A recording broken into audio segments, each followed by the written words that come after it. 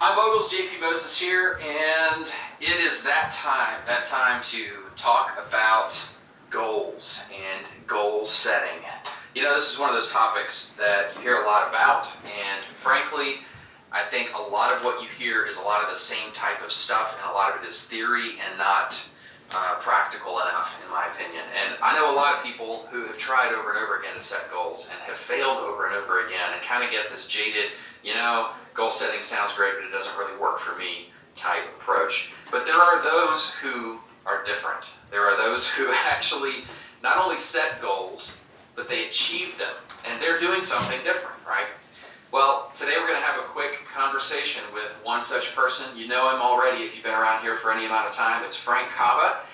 We had the opportunity to put Frank in the hot seat and give him the unrelenting third degree in one of our training calls.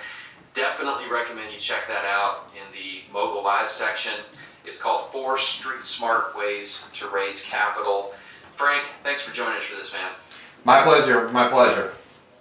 So here's what I want to do, and we're going to be, concise, but I also want to be thorough and make sure that we give people a really tangible look at what this looks like for you.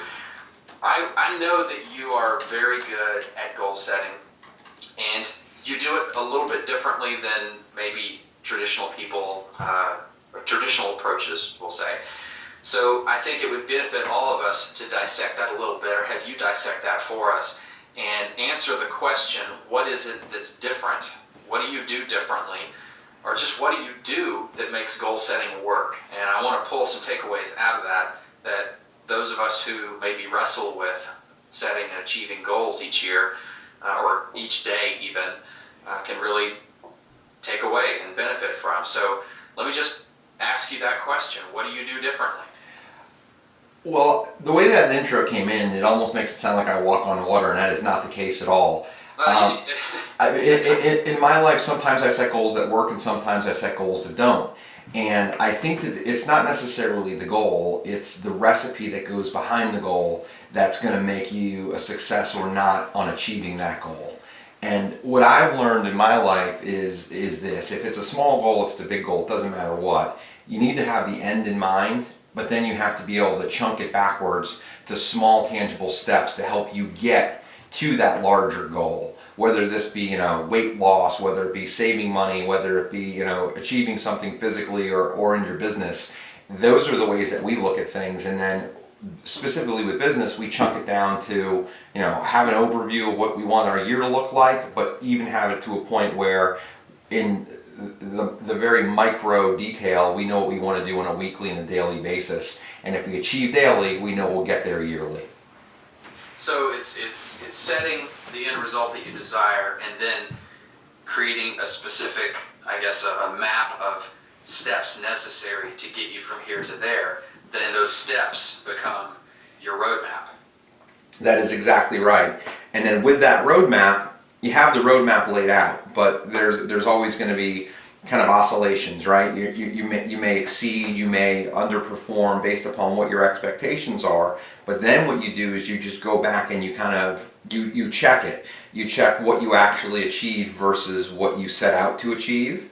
And if you exceeded, great, you could be getting there quicker than you might have thought. But if you're not performing, you have to look at it and say, okay, we're not hitting what we want to hit as a goal. Why? What's working? What isn't working? And you have to keep yourself on track. And what we've learned is the more that you actually kind of check these things out and you kind of check in and make sure that you're going in the right direction, the better your chances are of succeeding. Okay, sounds great.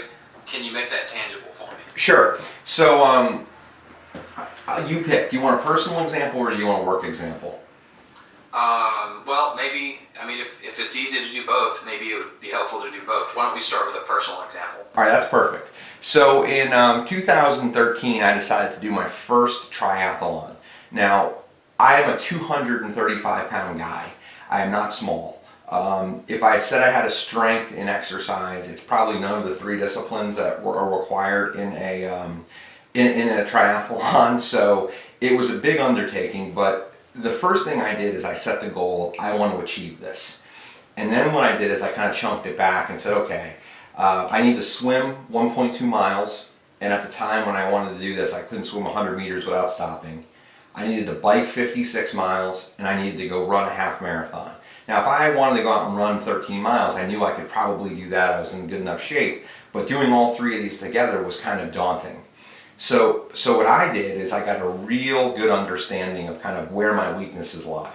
And because I knew that the run was going to be not easy, but tangible and I could accomplish it, I knew that the swim was going to be the hardest and the bike was probably going to be the second hardest for me to achieve. So what I did is I laid out specific training plans for all three. I scheduled I did it every single week. I had a 20-week training program, but every Sunday I laid out my entire week to make sure that I was going to plan to have the time that I needed to do the training. And then what I would do is, like I said a second ago, is I would check at the end of that week to make sure I hit those goals. And over this amount of time, you're going to miss some. My goal is to get 90% of my training in. So in a less than 6 month time, I went from not being able to swim 100 meters to being able to swim over a mile, because what I did is very slowly I built week after week after week on top of the discipline that I had from the week before. So in a very relatively small amount of time, 6 months, I went from having this daunting goal to achieving this goal, which is something I've always wanted to do in my life, which is completing a half Ironman. And what it was, okay, I'm starting from zero and I want to get to the finish line, but I have 20 weeks in between. I need to make sure that I have a discipline every single week to hit in order to get to this ultimate goal. And that's ultimately what I did.